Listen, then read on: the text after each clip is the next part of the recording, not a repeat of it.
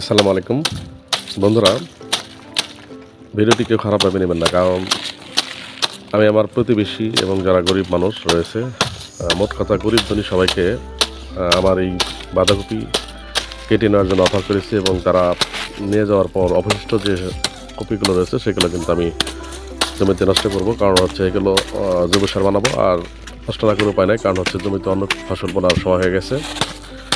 দীর্ঘ 4 মাস এই ফসলগুলো ছিল, অর্থাৎ এগুলো বাজারে কেন বিক্রি করতেছে না এটা যদি বলেন, তবে সেক্ষেত্রে বলবো যে আসলে প্রতি পিস এই বাঁধাকপি আমি বাজারে নিলে 3 থেকে 4 টাকা বিক্রি করা লাগে। আর যদি এক ভ্যান কপি নেই, তবে সেক্ষেত্রে এক ভ্যান কপিতে আমার ভ্যান ভাড়া হচ্ছে 600 টাকা, আর কপি বিক্রি করি হচ্ছে 400 টাকা।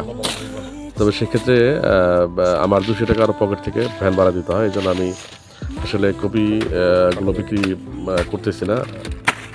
স্থানীয় যে সমস্ত পল্লী আড়ত রয়েছে, সবজি বাজার রয়েছে, তো এই জন্য আমি আমার যারা আত্মীয় স্বজন রয়েছে বা এলাকার বাসী রয়েছে তাদেরকে আমি আমার জমি থেকে বিনামূল্যে এই বাঁধাকপিগুলো অফার করেছিলাম এবং তারা যে যার মতো নিয়েছে এবং অবশিষ্ট অংশগুলো যেগুলো আসলে এখন জমিতে নষ্ট করা ছাড়া কোনো উপায় নাই, এগুলো দিয়ে আসলে জৈব সার, উৎকৃষ্ট জৈব সার হবে। জানেন আপনারা যে আসলে জমিতে জৈব সারের প্রয়োজনীয়তা রয়েছে। সেক্ষেত্রে এগুলো কেটে না দিলে অবশ্য ট্রাক্টর দিয়ে হাল বাওয়া সম্ভব না, অর্থাৎ এগুলো একটু বড় বড় সাইজের।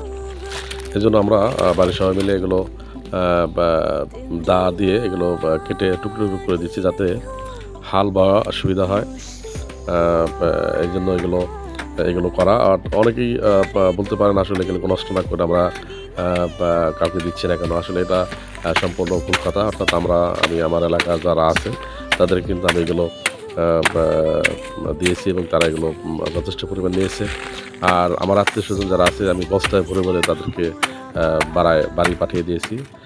এই জন্য খারাপ কিছু বা খারাপ মন্তব্য করার কিছু নাই, কারণ এগুলো আসলে এখন জমিতে অন্য ফসল বুনতে হবে, যার কারণে কিন্তু এগুলোতে হাল বাঁধতে হবে। আর হাল বেয়ে এগুলো জৈব সার না বানালে আসলে দুটাই ক্ষতি হবে। এই জন্য আমি এগুলো কেটে আসলে জৈব সার বানানোর চেষ্টা করতেছি।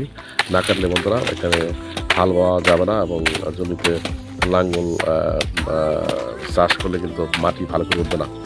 এই জন্য আমরা এগুলো নষ্ট করতেছি।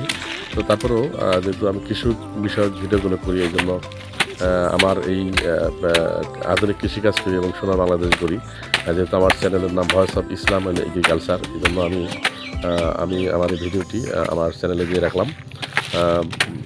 কারণ হচ্ছে এবার আপনারা জানেন যে বরাবরই ফুলকপিতে এবং বাঁধাকপিতে, অর্থাৎ কপি জাতীয় সবজিতে এবার কিন্তু আসলে কৃষকরা ব্যাপক ক্ষতিগ্রস্ত হয়েছে।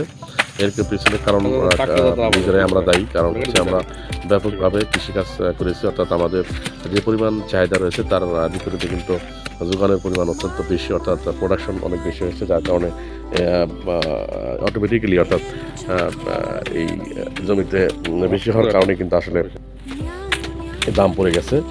এতে আসলে একটা ব্যালেন্স থাকা দরকার, ব্যালেন্স না থাকার কারণে যেটা হয়েছে আর কি। এই জন্য কৃষিকাজ করলে অবশ্যই যে কোনো জিনিস ব্যালেন্সে রাখতে হবে, ব্যালেন্সের বাইরে গেলেই সমস্যা। যার কারণেই প্রতিটি কৃষকেরই এই বিষয়গুলো লক্ষ্য রেখেই কৃষিকাজ করতে হবে, যাতে প্রয়োজনীয় অতিরিক্ত উৎপাদন না করা হয়। কারণ আমাদের তো আমদানি করার বা রপ্তানি করার সুযোগ সুবিধা বেশি নাই, কারণ এগুলো বিদেশে যদি রপ্তানি করা যেত তাহলে কিন্তু আমরা বৈদেশিক মুদ্রা অর্জন করতে পারতাম। কিন্তু বাংলাদেশ সরকার এই ব্যাপারে কিন্তু এই রপ্তানি করার ব্যাপারে কোনো উদ্যোগ কিন্তু গ্রহণ করার নাই। আর আপনারা জানেন যে এগুলো আসলে কাঁচামাল, এগুলো নষ্ট হয়ে যাবে, অর্থাৎ এগুলো বেশি দিন রাখা যাবে না। এই জন্য যদি সরকার এগুলো কৃষকের কাছ থেকে কিনে নিয়ে বিভিন্ন বিদেশে রপ্তানি করার প্রসেস করে বা রপ্তানি করে, তবে সেক্ষেত্রে কিন্তু আসলে কৃষকরা যেমন লাভবান হবে, তেমনি অন্যদিকে আমাদের বৈদেশিক মুদ্রা অর্জন হবে। ধন্যবাদ বন্ধুরা ভিডিওটা দেখার জন্য। ভালো থাকবেন সবাই।